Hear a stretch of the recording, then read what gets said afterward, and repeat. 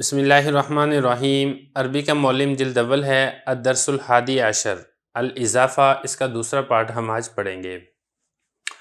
دیکھیں، اضافت کے بارے میں تفصیل پڑھ رہے ہیں۔ اس سے پہلے والے حصے کے اندر ہم نے تثنیہ اور جمع مذکر سالم جب یہ مضاف ہوں تو اعراب کے اندر کیا تبدیلی آئے گی وہ ہم پڑھ چکے ہیں۔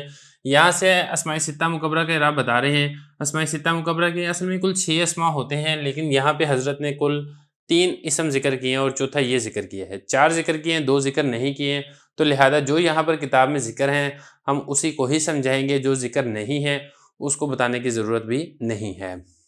تو فرما رہے ہیں کہ یہ جو اسم ہے نا، اس میں پہلے نمبر پر ہے اب، باپ کو کہتے ہیں، نمبر 2 اخ، بھائی کو کہتے ہیں، نمبر 3 فم، یہ منہ کو کہتے ہیں۔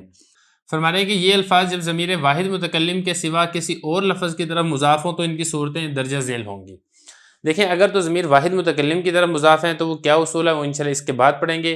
اس کے علاوہ واحد متکلم کی ضمیر کے علاوہ اگر کسی اور کی طرف اس کی اضافت ہو رہی ہے، یعنی یہ مضاف بن رہے ہوں، تو پھر آپ نے ان کے اوپر حالت کس طریقے سے پڑھنی ہے۔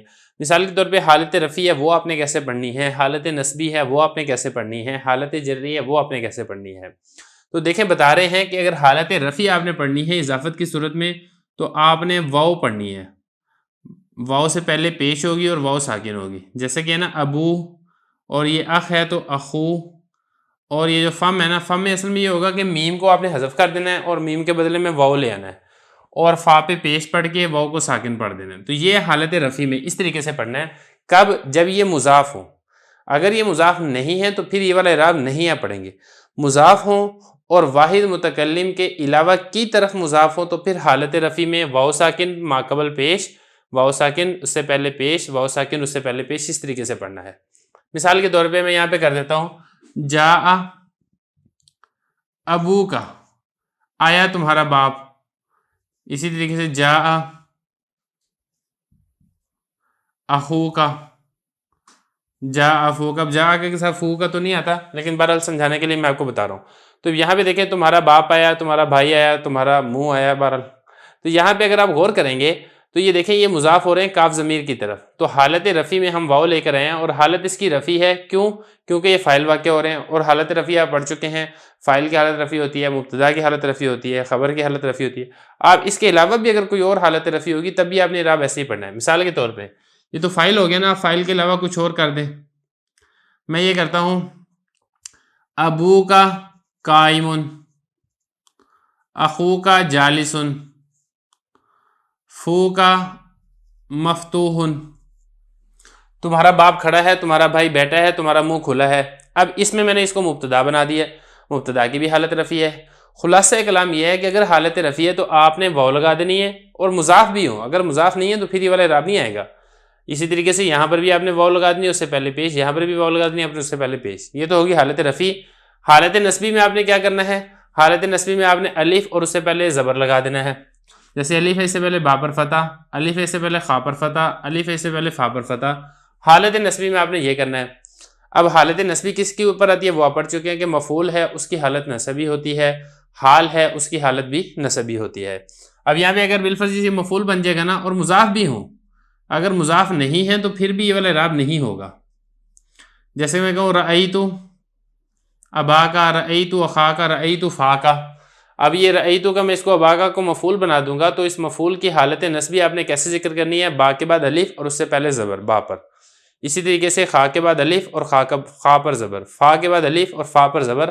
حالت نصبی آپ نے اس طریقے سے ظاہر کرنی ہے۔ بالکل اسی طریقے سے جو حالت جری ہے وہ آپ نے کیسے ظاہر کرنی ہے؟ با کے بعد یا ساکن اور با پر زیر، خا کے بعد یا ساکن اور خا پر زیر، فا کے بعد یا ساکن اور فا پر زیر۔ حالت جری آپ نے اس طریقے سے ظاہر کرنی ہے۔ اور جری حالت کب ہوتی ہے یہ بھی آپ پڑھ چکے ہیں کہ یا تو اس سے پہلے حرف جر ہو یا پھر اس سے پہلے مضاف ہو، تو دونوں صورتوں میں اس کے اوپر حالت جری ہوگی۔ تو خلاصہ کلام یہ ہے کہ جب حالت جری ہوگی تو آپ نے اس طریقے سے اعراب پڑھنا ہے، لیکن مضاف بھی ہونا چاہیے۔ مثال کے طور پہ جا، یہاں پہ ہم کریں گے مررتو، بار فجر لگا دیا، یہ ہو گیا بی ابی کا، مررتو بی اخی کا، اور اسی طریقے سے مررتو بی فی کا۔ یہ تو مضاف بھی ہونا چاہیے، اس کے بعد آگے مضاف الیہ بھی ہو، جیسے یہاں پر مضاف الیہ ہے، یہاں پر مضاف الیہ ہے، یہاں پر بھی مضاف الیہ، کیونکہ سبق ہی اضافت کے بارے میں ہے۔ مضاف الیہ ہوگا تو پھر اعراب بتائے جا رہے ہیں کہ اعراب کے اندر آپ نے کیا تبدیلی کرنی ہے۔ تو وہ خلاصہ کلام یہ ہے کہ حالت جری میں آپ نے یا ساکن اور اس سے پہلے زیر، حالت جری میں یا ساکن اور اس سے پہلے زیر، حالت جری میں یا ساکن اور اس سے پہلے زیر. تو یہ اس طریقے سے یہ جو 3 اسم ہیں ابن، اخن، فمن، اس کا اعراب یہ آئے گا حالت رفع میں بھی، حالت نصبی میں بھی اور حالت جری میں بھی. آگے چلیں، آگے فرما رہے ہیں کہ لفظ زو. اب یہ جو زو ہے نا عربی کا لفظ، اس کے 3 معنی ہیں. نمبر 1 والا، جیسے کہ زو مالن کا مطلب ہوتا ہے مال والا. نمبر 2 مالک، مالک کے معنی میں بھی زو استعمال ہوتا ہے، اور صاحب اس کے معنی میں بھی زو استعمال ہوتا ہے. اس کی حالت اضافت میں یہ 3 صورتیں ہوں گی. لیکن زو دیکھیں جو 3 صورتیں آپ نے یہاں پہ پڑھ لی ہے نا، کہ حالت رفع میں واو ہے، واو سے پہلے پیش ہے. حالت نصبی میں الف ہے، الف سے پہلے زبر ہے. حالت جری میں یا ہے، یا سے پہلے زیر ہے. زو کے اندر بھی یہی ہے، یعنی حالت رفع میں واو، واو سے پہلے پیش جیسا کہ یہ ہے زو، اور حالت نصبی میں کیا ہوگا، الف ہوگا، الف سے پہلے زبر ہوگا جیسا کہ زا. حالت جری میں کیا ہوگا، یا ہوگا اور یا سے پہلے زیر ہوگی جیسا کہ زی. تو زو کا اعراب بھی یہی والا ہے. لیکن فرق یہ ہے کہ زو اسم ظاہر کی طرف ہی مضاف ہوتا ہے، ضمیر کی طرف مضاف نہیں ہوتا. یہ جو 3 اسم ہے نا، یہاں پہ دیکھیں یہ اسم میں ضمیر کی طرف مضاف ہو رہے ہیں، کاف ضمیر ہے. اب یہ بھی ضمیر کی طرف مضاف ہے، اخن یہ بھی ضمیر کی طرف مضاف ہے، فو یہ بھی ضمیر کی طرف مضاف ہے. لیکن جو زو کا لفظ ہے یہ ضمیر کی طرف مضاف نہیں ہوگا، یعنی اس کا جو مضاف الیہ ہے وہ ضمیر نہیں آئے گا، وہ اسم ظاہر ہی آئے گا. یہ فرما رہے ہیں کہ جو زو ہے اسم ظاہر کی طرف ہی مضاف ہوا کرتا ہے، ضمیر کی طرف نہیں ہوتا. زو مالن مال والا، زا مالن مال والا، زی مالن مال والا. اب زو مالن یہ ہوگی حالت رفع، زا مالن ہوگی حالت نصبی، زی مالن یہ ہوگی حالت جری. اب یہ دیکھیں مضاف بن رہا ہے، زو مضاف مال مضاف الیہ، زا مضاف مال مضاف الیہ، زی مضاف مال مضاف الیہ. حالت اسی طریقے سے یہ 3 ہی ہیں. اور یہ جو زو ہے اس کا مونث آتا ہے ذاتن، اور زو کا تثنیہ کیا آتا ہے، زو کا تثنیہ آتا ہے زوانی، اور جمع آتا ہے زوونہ. اور مونث کیا آتا ہے اس کا، زواتانی اور زواتن. ان کا جو اعراب ہے وہ عام اسموں کے جیسا ہوگا. دیکھیں جو تثنیہ ہے زو کا، اس کا اعراب تثنیہ والا ہوگا، وہ آپ پڑھ چکے ہیں. یہ جمع ہے تو اس کا اعراب جمع مذکر سالم والا ہوگا، وہ آپ پڑھ چکے ہیں. یا اسی طریقے سے زواتن، یہ جمع مؤنث سالم ہے، جمع مؤنث سالم والا اعراب آپ پڑھ چکے ہیں. تو جو اعراب تثنیہ کا پڑھ چکے ہیں، زو کا تثنیہ والا اعراب بھی وہی ہوگا. جو اعراب جمع کا پڑھ چکے ہیں، چاہے وہ جمع مذکر سالم ہو چاہے وہ جمع مؤنث سالم ہو، زو کا اعراب بھی وہی والا ہوگا. فرق واحد کے اندر ہے کہ جو واحد کا لفظ ہے زو، اس کا اعراب یہ والا ہوگا جو اب یہاں پہ پڑھ چکے ہیں. ان سب کا اعراب عام اسم جیسا ہوگا، جیسا کہ زوا مالن. اب یہاں پہ دیکھیں زوانی تھا نا، جیسا کہ ہم نے پہلے پڑھا ہے کہ جب آپ تثنیہ کی اضافت کرتے ہیں، تثنیہ کو مضاف بناتے ہیں تو نون گر جاتا ہے. تو زوانی سے نون گر گیا تو یہ پیچھے بچا زوا مالن، 2 مرد مال والے. اسی طریقے سے جمع مذکر سالم کے اندر بھی میں نے آپ کو پہلے پارٹ میں یہ بتایا تھا کہ جمع مذکر سالم کو جب آپ مضاف بناتے ہیں تو نون گر جاتا ہے. تو یہ دیکھیں زبون ہے نا جمع مذکر سالم، تو جب آپ اس کو مضاف بنائیں گے تو نون گر جائے گا اور آپ اس کو پڑھیں گے زوو مالن.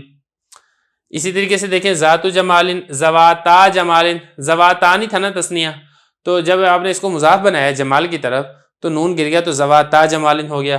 یا اسی طریقے سے دیکھیں زواتن ہے، تو جب آپ اس کو مضاف بنائیں گے زواتو جمالن پڑھیں گے، اس میں تنوین گر جائے گی کیونکہ مضاف پر تنوین نہیں آتی ہے.